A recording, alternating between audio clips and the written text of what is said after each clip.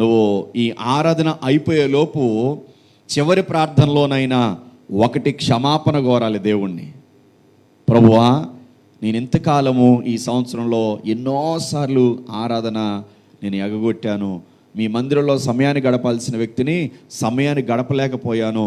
దయచేసి నన్ను క్షమించండి అయ్యా. నాకు ఆశీర్వాదాలు రాకపోవడం మాత్రమే కాదు, కానీ నిన్ను కూడా నేను దుఃఖపెట్టాను. దయచేసి నన్ను క్షమించండి అయ్యా అని ఒకటి క్షమాపణ కోరాలి.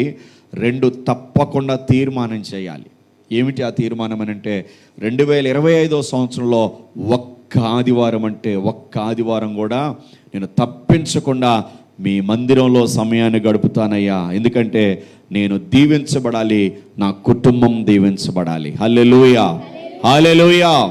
చాలామంది వ్యక్తులు వాళ్ళ జీవితాల్లో వారి కుటుంబాల వ్యక్తులను కోల్పోయినా సరే ఆదివారం దినాన దేవుని మందిరానికి వచ్చి దేవుని ఆరాధించి తర్వాత భూస్థాపన కార్యక్రమాల్లో పాల్పొప్పులు పొందారు.